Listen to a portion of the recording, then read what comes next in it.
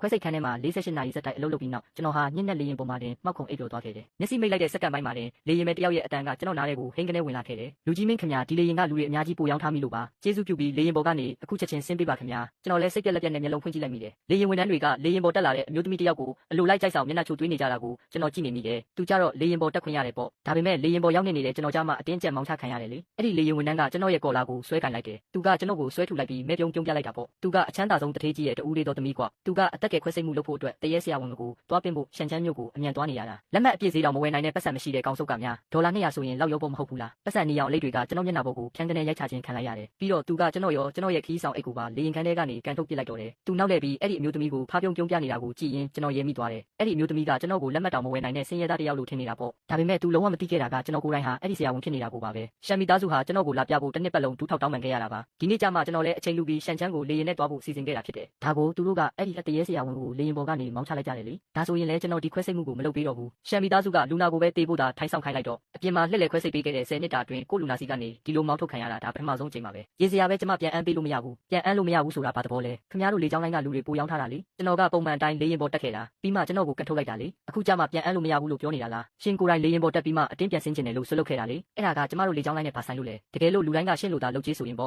ေါ့လေရင်ပေါ်တက်ပြီးမှပတ်စံပြန်အမ်းခိုင်းနေရင်ကျွန်မတို့ကုမ္ပဏီကဘယ်လိုလုပ်ပတ်စံရတော့မလဲအလုပ်ချိန်ကြီးမှာဘာတွေရန်ဖြစ်နေကြတာလဲကျွန်တော်အနောက်ကနေရှုဖက်နဲ့တန်တကောက်ထွက်လာခဲ့တယ်အဲ့ဒီယိုစရာကောင်းတဲ့လေရင်ဝန်ထမ်းကကျွန်တော်ရှေ့မှာပေါ်လာပြန်တယ်မင်းမန်းငါသိနေတာပဲလေရင်ပေါ်မှာပြဿနာရှာခဲ့တာတင်မကသေးဘူးအခုလေရင်ပေါ်ကဆင်းလာပြီးတော့ပါငါတို့ဝန်ထမ်းတွေကိုလာနှောက်ယှက်နေတာလားသူကကျွန်တော်ရဲ့ရှက်အင်ဂျီကိုအထက်အောက်ကြည့်လိုက်တယ်အဲ့ဒီအင်ဂျီကရက်ပေါင်းများစွာဆက်တိုက်အလုပ်လုပ်ပြီးကလေးကမလဲရသေးတဲ့အင်ဂျီဖြစ်တယ်သူကယွန်ရှာလုံးလို့နှာခေါင်းကိုပိတ်လိုက်တယ်လေရင်ပေါ်မှာဘာနန်စော်နေတာလဲလို့ငါစဉ်းစားနေတာကြည့်ရတာမင်းစီကထွက်တဲ့ဆင်းရဲမွဲတေမှုအနက်စော်ဖြစ်နေတာကိုလေရင်ပေါ်မှာပေးလိုက်တဲ့200နဲ့တည်းမဝသေးဘူးပေါ့အခုကျတော့လေရင်လက်မှတ်ဖိုးကိုပါလိမ်ပြီးပြန်အန်းခိုင်းချင်နေတာလားသူကအတန်ကျဲကြီးနဲ့អော်လိုက်တာကြောင့်လူတွေချက်ချင်းစုယုံလာကြတော့တယ်ငငယ်ရွယ်နဲ့လူငယ်လေးတယောက်ဖြစ်ပြီးတော့ဘာလို့ပတ်စံရဖို့လမ်းစင်းလဲတွေကိုပဲအမြဲလိုက်ရှာနေရတာလဲသူကလေကြောင်းလိုင်းကိုတောင်လိမ်ဖို့ဝင်ရဲနေတယ်လေသူ့ကိုဘယ်တော့မှလေရင်ပြန်စီးခွင့်မပေးသင့်ဘူးငါတို့အားလုံးကြားလိုက်တယ်နော်မင်းဘာသာမင်းလေရင်ပေါ်တက်ပြီးမှပြန်ဆင်းကျင်တယ်လို့တောင်းဆိုခဲ့တာမလားလေကြောင်းလိုင်းကမင်းကိုအေးမယူတာတော်တော်ကန်ကောင်းတယ်မှတ်ပါမင်းပတ်စံကိုအဲ့ဒီလောက်တောင်မသိနေတာလားလေရင်ဝန်ထမ်းကကျွန်တော်ကိုစိုက်ကြည့်လိုက်တယ်တော်သေးတာပေါ့လူတိုင်းကငါတို့ရဲ့စေတနာကောင်းကိုနားလည်ပေးကြလို့တို့ဝန်ထမ်းတွေနည်းနည်းခံလိုက်ရလေကိစ္စမရှိပါဘူးဝန်ဆောင်မှုအလုပ်ဆိုတာဒီလိုမျိုးတွေကြုံရတတ်တာပဲလေခီးသည်တွေကတိုးနဲ့ဆက်ပြီးအတင်းပြောနေကြတယ်သူတို့ကကျွန်တော်ကိုရန်လိုတဲ့မျက်လုံးတွေနဲ့ကြည့်နေကြတာပေါ့ကျွန်တော်လူအုပ်ထဲကနေတိုးထွက်လိုက်တယ်ပြီးတော့ဖြတ်သွားတဲ့မြေပြင်ဝန်ထမ်းတယောက်ကိုလှမ်းဖမ်းဆွဲလိုက်တယ်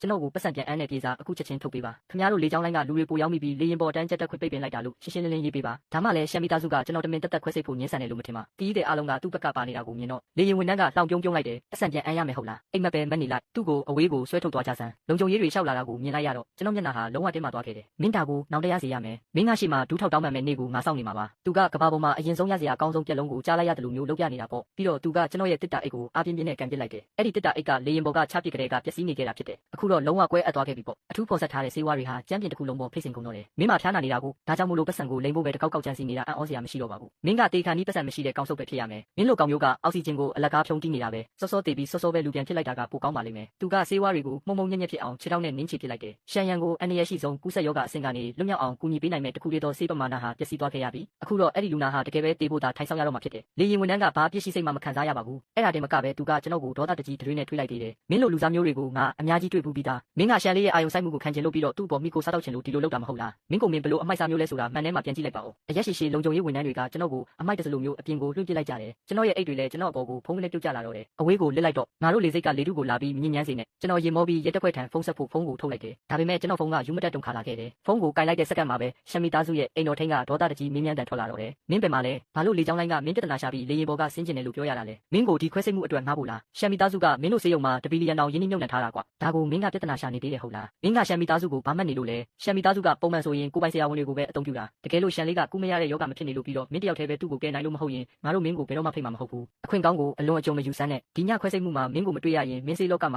ာနောက်ထပ်အလုပ်လုပ်ဖို့လုံးဝစိတ်ကူးမရင်နဲ့တော့ငါသတိပေးလိုက်မယ်တကယ်လို့ရှမ်လေးတာတစ်ခုခုဖြစ်သွားရင်မင်းမအတူတူလိုက်တည်ရမယ်အဲ့ဒီနောက်ဖုန်းလိုင်းပြတ်တောက်သွားခဲ့တယ်ကျွန်တော်အသက်ပြင်းပြင်းရှူပြီးဖုန်းပြန်ခေါ်လိုက်တယ်အိမ်တော်ထင်းရဲ့စိတ်မရှိတဲ့အတန်ကချက်ချင်းထွက်လာပြန်တယ်မင်းစကားလာကားတွေပြောနေမဲ့အစားရှန်ချမ်းကိုရောက်အောင်လာနိုင်မဲ့လမ်းကိုပဲရှာလိုက်တာပိုကောင်းလိမ့်မယ်ကျွန်တော်မလာတော့ဘူးအကြောင်းပြချက်ကိုတော့ရှန်လေးစီးလာတဲ့လေရင်ပေါ်ကဝန်ထမ်းတွေကိုသာမေးကြည့်လိုက်ပါကျွန်တော်အတန်ကအေးဆက်နေခဲ့တယ်လက်တစ်ဖက်နဲ့ကျွန်တော်ဟာပြန့်ကျဲနေတဲ့အိတ်တွေကိုကောက်သိမ်းလိုက်တယ်အခြားလက်တစ်ဖက်နဲ့တော့ online ပန်စနစ်ကိုအမြန်အသုံးပြုလိုက်တာပေါ့ကျွန်တော်ရှမ်မီသားစုစီကရထားတဲ့စေယံငွေ9 တန်းကိုပြန်လွှဲပေးလိုက်တယ်9 တန်းဟုတ်လားသူတို့ကျွန်တော်ရဲ့ဂုံတိတ်ခါကိုဝယ်လို့မရပါဘူးပတ်စံပြန်လွှဲပြီးတာနဲ့အိမ်တော်ထိန်စကားပြောလာမှကိုကျွန်တော်မစောင့်တော့ပါဘူးဖုန်းကိုအရင်ချပစ်လိုက်တယ်ပြီးတော့သူ့ဖုန်းနံပါတ်ကိုပိတ်ပစ်လိုက်တော့တယ်မှုံမှုံညံ့ညံ့ဖြစ်သွားတဲ့ဆေးဝါးတွေကိုကြည့်ရင်ကျွန်တော်အေးအေးဆက်ဆက်ရေမောလိုက်မိတယ်ကျွန်တော်ရှန်ရန်ရဲ့အသက်ကိုကယ်မှာမဟုတ်တော့ဘူးကျွန်တော်တက်စီတစ်စီးငှားပြီးဆေးရုံကိုအမြန်မောင်းခိုင်းလိုက်တယ်ဒါပေမဲ့ကျွန်တော်တကားကိုတုံးဖွင့်လိုက်တာနဲ့စစ်လိပ်ပြကွက်တစ်ခုကကျွန်တော်နားထင်တာကနေဖြတ်ပြန်သွားခဲ့တယ်သူကြွေရင်မင်းကများရှန်လေးကိုဘလို့တောင်နှောက်ယှက်ရဲတာလဲရှန်လေးရဲ့ဘေးကင်းလုံခြုံရေးအတွက်လေရင်ဝင် ဝန်ထမ်းတွေမှာမင်းကိုလေရင်ပေါ်ကနေမောင်းထုတ်ဖို့ကလွယ်လို့အခြားရွေးချယ်စရာမရှိခဲ့ဘူးဒါပေမဲ့မင်းကြတော့မင်းကသူတို့ကိုပြန်ပြီးအပြစ်တင်နေတာပေါ့မင်းတာဝန်ရှိသမျှအရာအလုံးကိုလေရင်ဝန်ထမ်းတွေအပေါ်ကိုပဲပုံချလိုက်တယ်လေရှမ်မီသားစုမှာဘယ်လိုမျိုးအဆင့်တန်းရှိလဲဆိုတာမင်းကရောဘာမို့လို့လဲမင်းကရှမ်မီသားစုရဲ့ဖိတ်ခေါ်မှုကိုညှင်းပယ်တယ်ပေါ့မင်းစေလောကမှာနောက်ထပ်အလုပ်လုပ်ဖို့လုံးဝစိတ်ကူးမရင်နဲ့တော့အဲ့ဒီလေရင်ဝန်ထမ်းကတော့အမှန်တရားကိုလိန်ညာလက်ပဲပြောဖို့တကယ်တော်တာပဲပြီးတော့ရှမ်မီသားစုကလည်းတိတ်ပြီးကောင်းလာတာမဟုတ်ပါဘူးလုံခြုံရေးဗီဒီယိုကိုကြည့်လိုက်ရင်အရာအလုံးကိုဖြည့်ရှင်းနိုင်တာပဲလေ